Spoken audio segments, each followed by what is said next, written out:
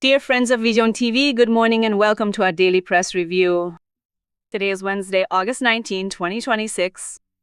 We enter the second half of the week, as always, in the company of Roberto Quaglia. Welcome. Good morning, Lily. Thank you for the invitation. Greetings to everyone following us.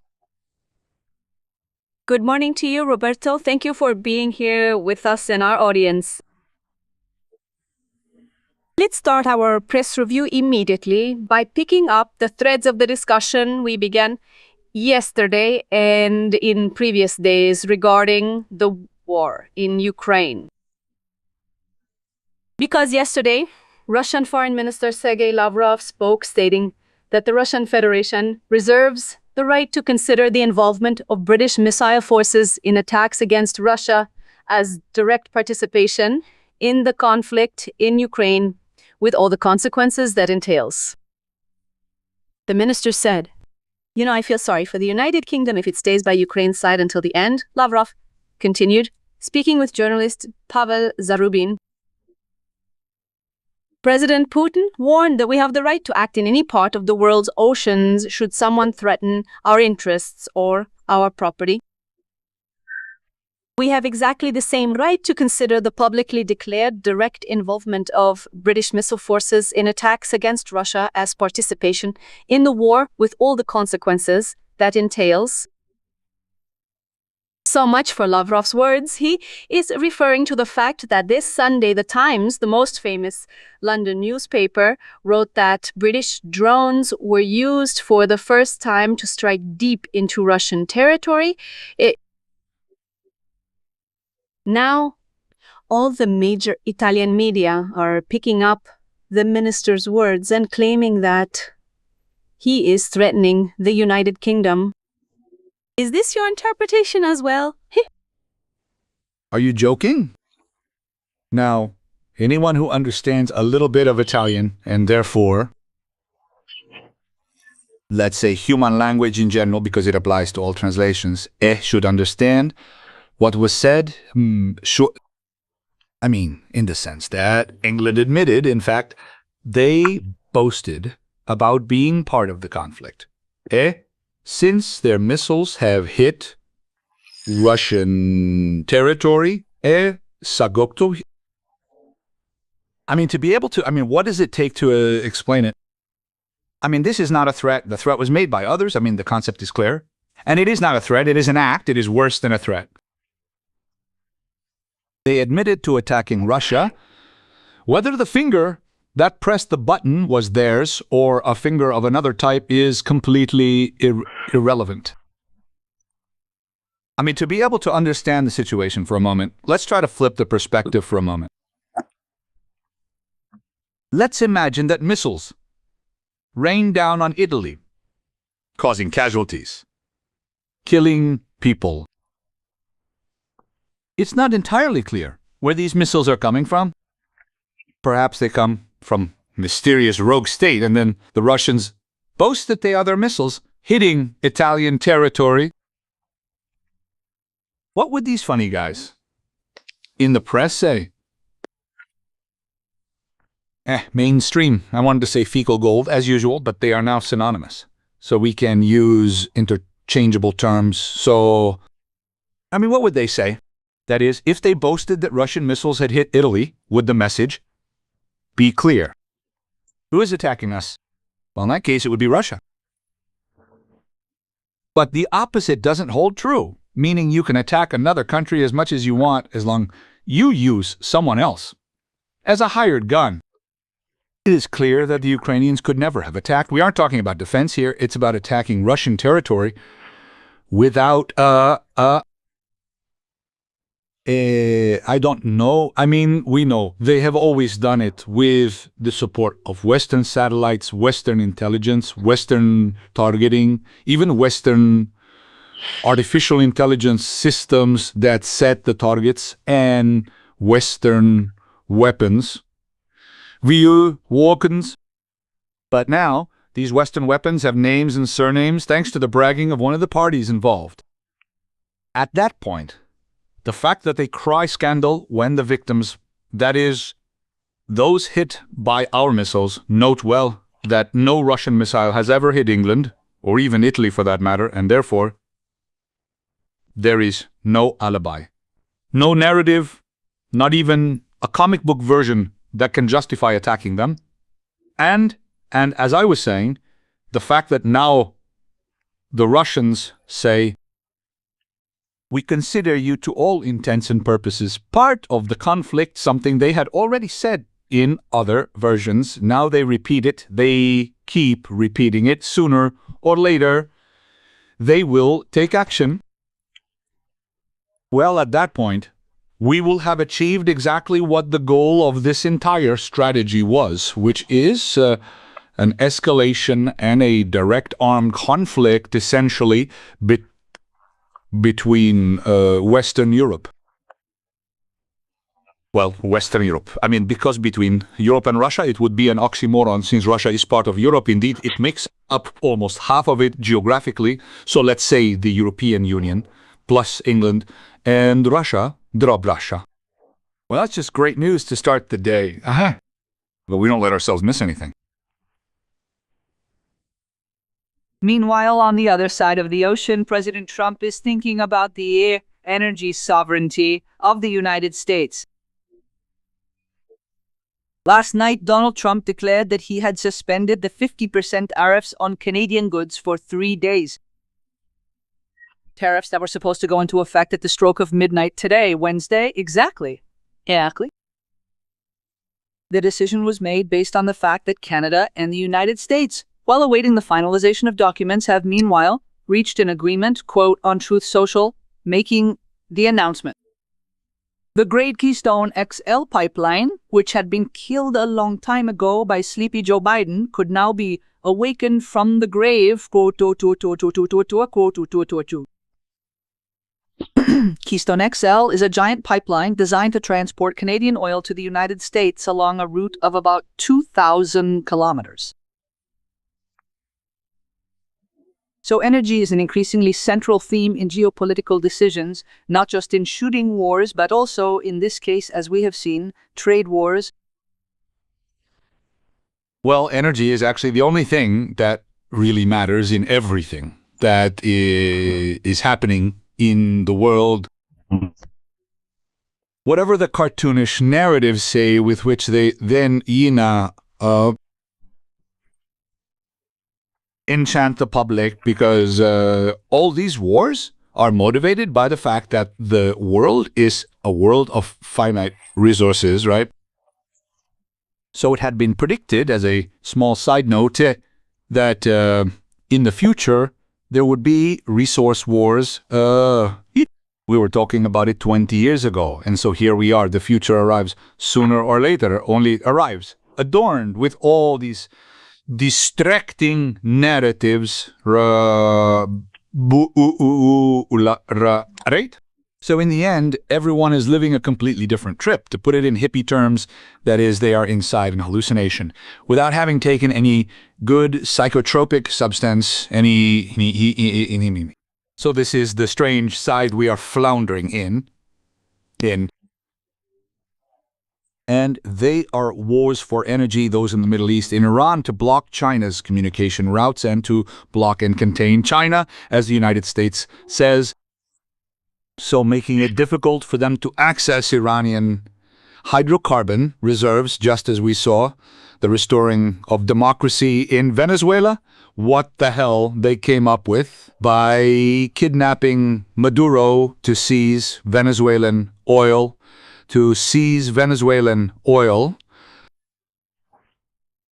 Trade wars with Canada, evidently, are always for the same reasons.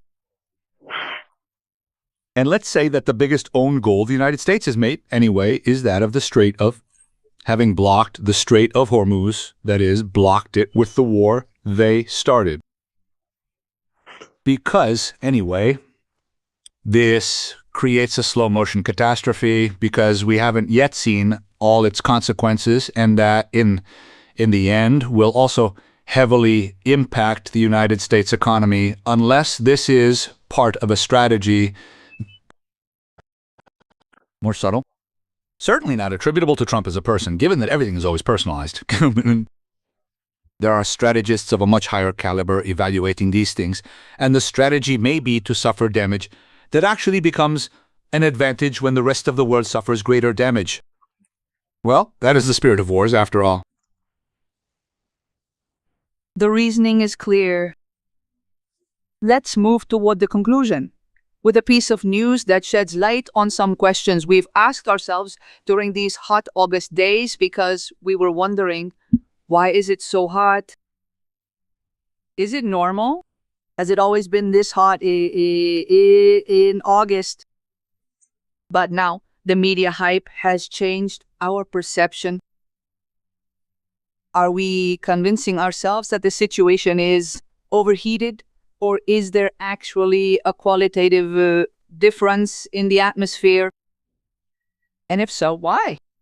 Is it global warming, the ozone hole, or pollution? Now, important institutions are suggesting a different answer.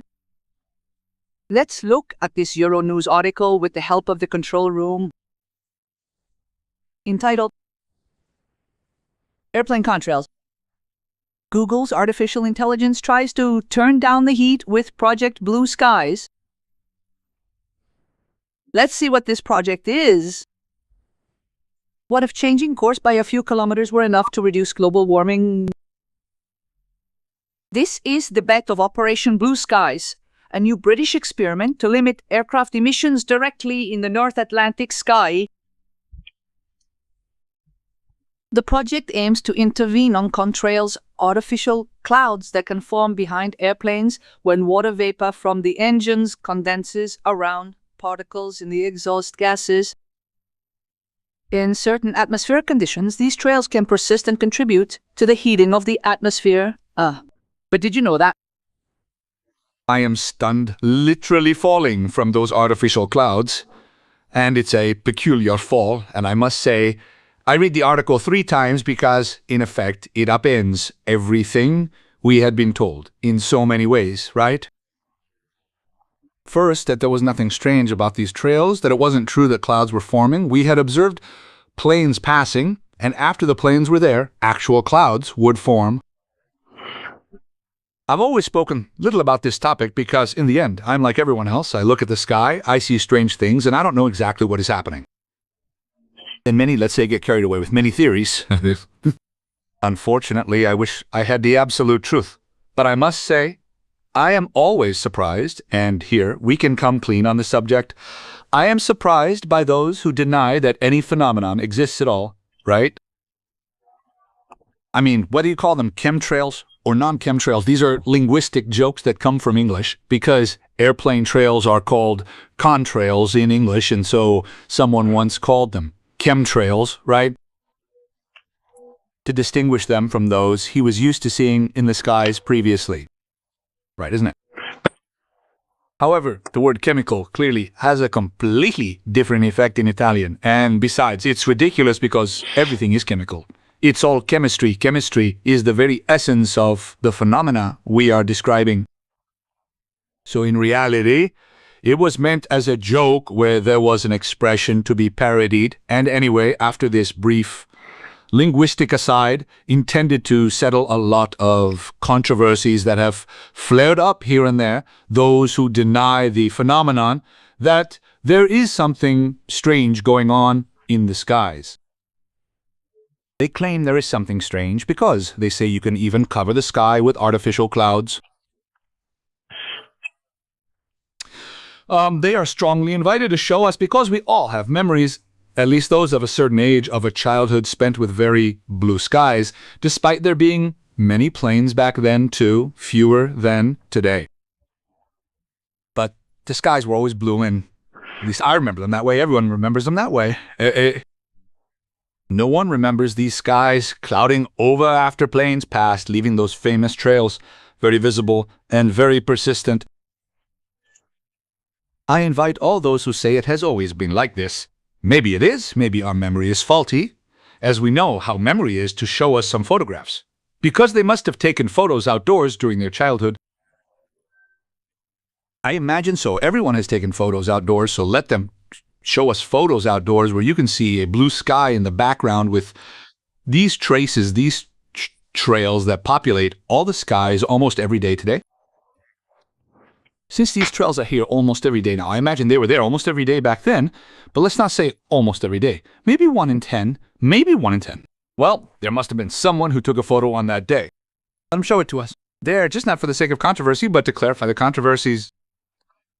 Side closed, because these are the things that one has on the tip of their tongue, but then always avoids bringing up. What you said is interesting, the way you said it, because it violates a lot of precepts that we considered valid. There was the theory that these trails were created to reduce global warming. Now we find out that they would instead increase it, or in any case have an effect and perhaps be the cause of the intense heat we are experiencing. And who knows? Anyway, the news, let's say, is in some ways counter-trend, and in others contradicts what has been stated in other series. And we need to see if this news is given in good faith, that is, if what they are telling us is true, because by now we are used to the fact that when these big media outlets and these big institutions tell us the truth, they often do it in bad faith, and other times they tell us lies. Big fat ones, right? So, we read information like this, we don't know if it's true, but told in bad faith to push who knows what, or if it's false, and they are trying to deceive us. In any case, it confirms to us that the phenomenon we see in the sky, with all these mysterious clouds after airplanes pass by, is not entirely natural.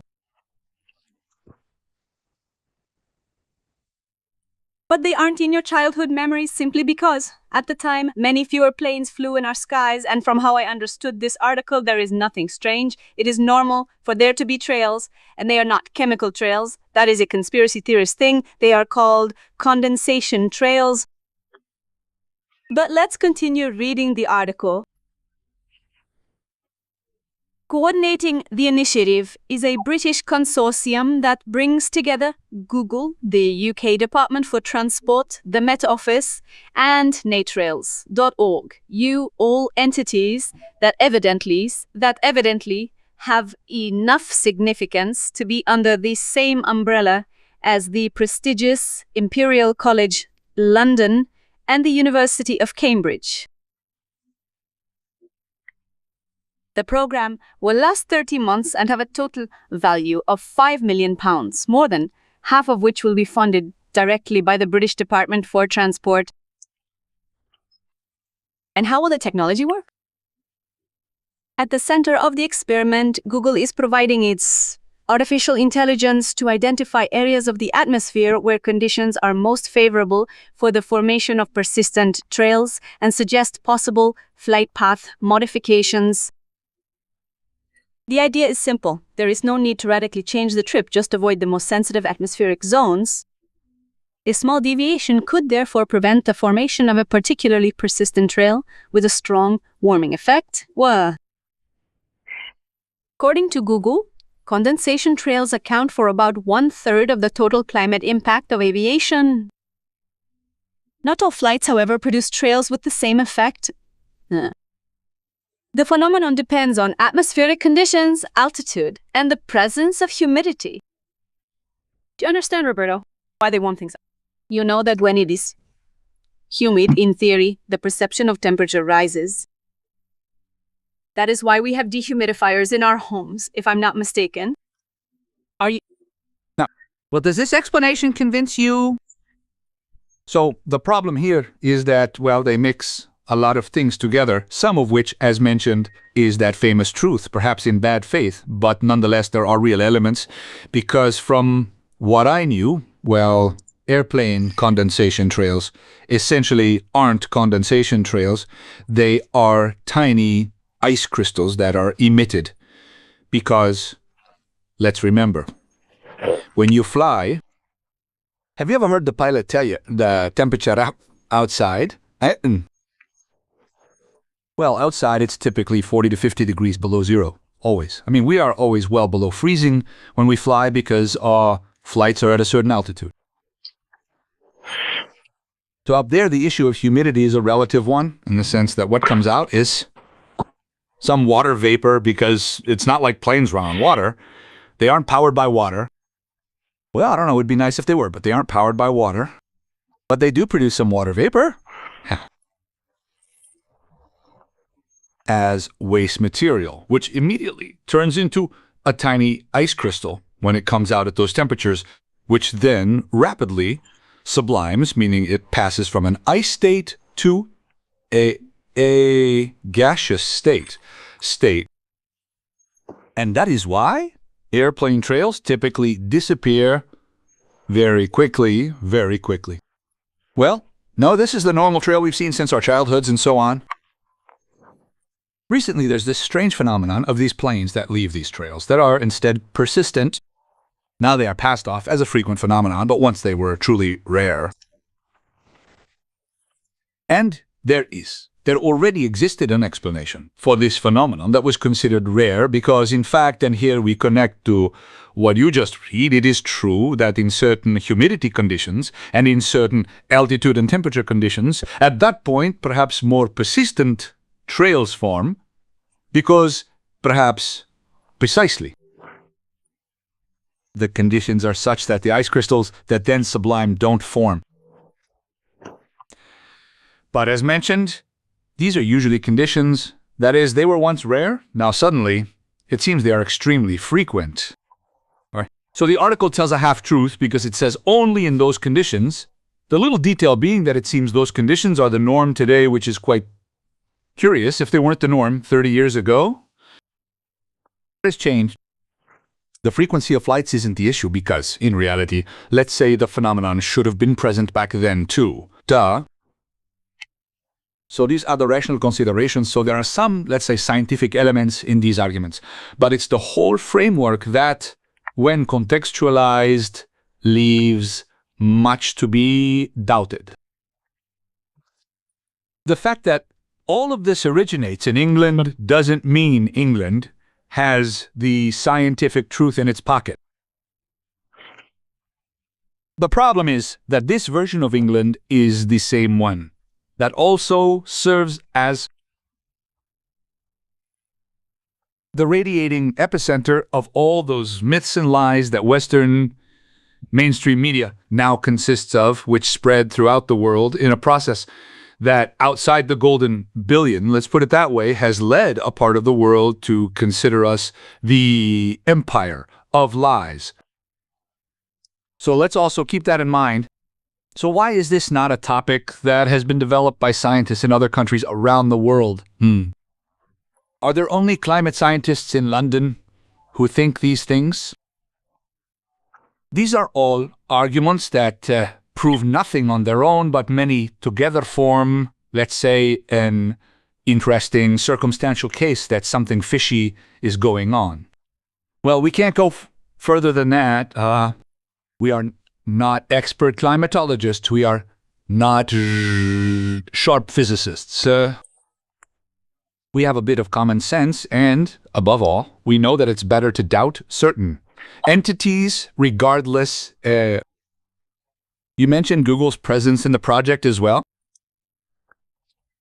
Be careful. Google is the one that owns YouTube, which deleted our videos a few years ago. It still does, but a bit less whenever they violated certain dogmatic system truths that were later refuted by the facts. I received various strikes on my channels in the past for posting videos that they deleted, telling me if you do it again, we'll delete your account. So these are the subjects we are supposed to hang on to today, let's say, to believe what they say, do. And the problem is that the source has, let's use an elegant word, discredited itself regardless, right?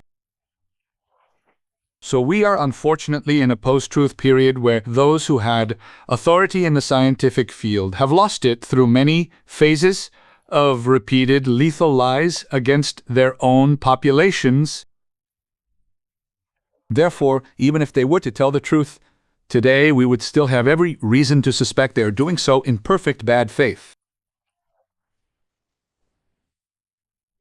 Google had also started that trial with genetically modified mosquitoes inspired by an experiment originally conceived by Bill Gates for the purpose of reducing the transmission of infectious diseases through these insects. So evidently the company also has a, shall we say, sensitivity toward innovation. But let's just say those were the good old days when Google made search engines and was just a search engine. Today it is an integral part of an intelligence system, completely militarized. Well, if we want to be blunt, it is part of a military machine and a military machine governed by a deep state.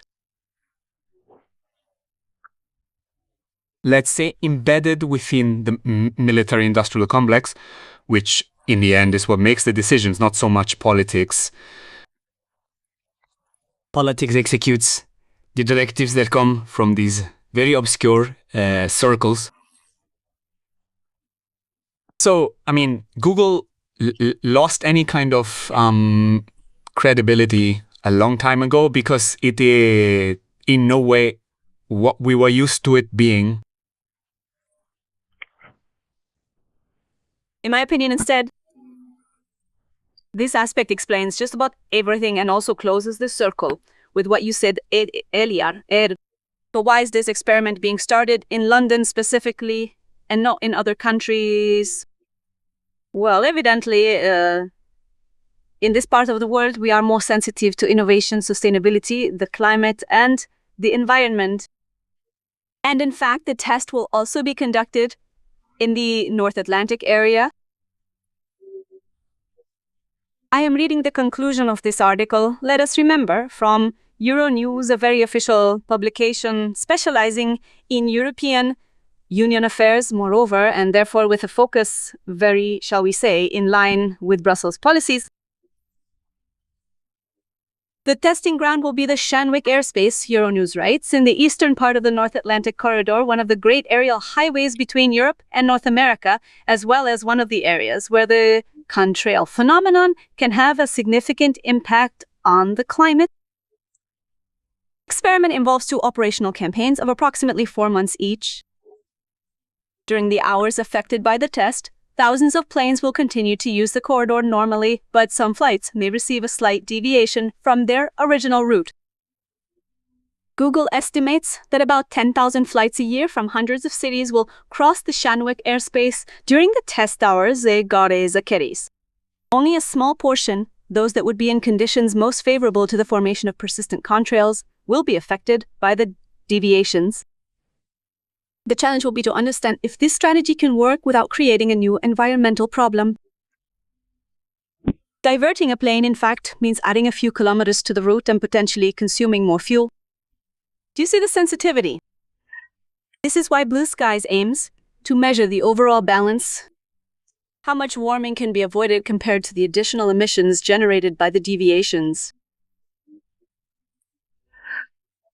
Google is participating in the project at no direct cost, providing an in-kind contribution worth approximately £1.4 million. The company will provide research expertise on artificial intelligence, design activities, and high-performance computing infrastructure to support the development of climate research. First of all, let's say that we are talking about ridiculous figures, very few millions of pounds, so essentially like millions of euros. So let's say it's a minor thing, it's just a little study. Just a little study. I'll play the science fiction writer now and imagine a somewhat wacky scenario where perhaps one day after the studies they would have conducted, they conclude that yes, it is terrible how much these planes with these trails that have always been there are heating things up. And at that point, perhaps they might invent a specific climate tax for commercial flights that goes to completely cancel low-cost flights and mass tourism to save the planet. Well, it's possible they might do that. Now, this is a wacky, exaggerated hypothesis that we hope is completely unfounded, right? Well, sorry to interrupt, but I have to tell you this because I was just reading these days that from 2028, the English government will introduce a new tax on electric cars, arguing that, how shall I say, a liter of gasoline has a tax already included at the pump from which the electric car driver is automatically exempt. And so they are introducing this new toll, which, to be calculated, requires that the registered vehicle owner must self-declare the kilometers consumed to the agency, which is practically the equivalent of our DMV, and also make an estimate of the kilometers they expect to drive the following year. A bit like when we pay taxes for those with a VAT number, right? Where you make a forecast, well, they will have to do the same for the kilometers they intend to drive and let the government know from 2028 and yet know from 2030. Well, you can't even make a science fiction hypothesis that it immediately comes true in real time. It's clear they are two different things, but it is intrinsically the same thing because what you just said, what will it produce? It will produce A, then the fact that one has to declare how many kilometers they do and will do is ridiculous because by now, new production cars are so automated that they will tell the revenue agency directly themselves. Just think that since July of this year, just think about it, maybe you don't know it, you should know it. As they say, all new cars produced in Europe must have an infrared camera that watches you, spies on you, constantly to see if you are paying attention. I mean, if, for example, you close your eyes, things like that, it saves you, right? By telling you, no, you can no longer drive because you are not in a fit state. Or if you drink a can of beer, or if you scratch yourself, or if you do other things you shouldn't be doing, and maybe if you don't know who you are supposed to be, so it starts, I mean, do you understand? There are a lot of it's already like this. So in fact, in the future, they will have black boxes like trucks that not only record your speed and automatically fine you if you exceed the limits or do things you shouldn't, but with a couple of little cameras here and there, they will fine you if you don't respect safety distances. This might be something I could almost approve of, right? Since I can't stand those who tailgate me or who put others at risk. But in general, they will transform the right to drive into a consumption tax. So in the end, you will pay a subscription based on the kilometers you travel, which will translate in the long run. I mean, it will take a little time, but the goal is to allow only the rich to drive a car. So the poor simply won't be able to afford the climate taxes of driving a car. They might be able to manage 2 or 3 kilometers a year, but it won't be worth it for them to own a car at that point, right? And they will obviously do the same thing for flights. This is the direction we are headed. The poor locked up in 15-minute cities. I mean, those who can only go 15 minutes around and thereabouts. To go further, they will need, and bankers have already mentioned this, mind you, there are public discussions about it, they will need carbon credits to be able to take transport that takes them further away. They won't have these, and even the quota that is democratically given to them, they will have to sell it to the rich to continue surviving. The rich will buy the carbon credits. From the poor, they will do whatever they want, and the poor won't. Well, this is again a pseudo-science fiction extrapolation. Actually, I say pseudo because, unfortunately, it's written down. It's part of the plans. They don't splash everywhere, so they don't spoil, let's say, the element of surprise, right? Because that way there's the plot twist, right? But anyway, anyone who is a bit informed knows that this is the direction, and the entire architecture of digital identity, access, QR codes, etc., built under the excuse of the pandemic, are actually digital infrastructures of control that will then transform rights into permissions. And when all the pieces of the machinery are in place, you suddenly find yourself in a society precisely where you can live on a consumption basis depending on how much you can afford to pay to live. The rest in cages in 15-minute cities. Forgive this little digression that goes beyond the contingency of our daily news, right? But every now and then, a little slide into the future, well, while reading the day's news, it's okay, right? Let's hope these mandatory cameras in cars have a better chatbot than the ones commonly available to us, because otherwise I can already imagine accident scenes with the AI saying to you, sorry, I should have warned you. If you want, I can do a search on how to stop a brain hemorrhage, right? Because that's how these AI models for the masses act, where... Yes. No, let's say that as my old friend and great master of surreal science fiction, Robert Sheckley taught, technology is wonderful until you discover the worm inside the apple of technology, where it suddenly becomes a dystopian nightmare where everything that was a possibility becomes a calamity.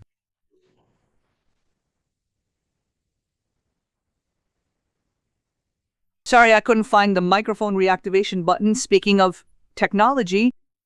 Exactly, technology has these calamities. You mute yourself and stay muted. See, there could happen.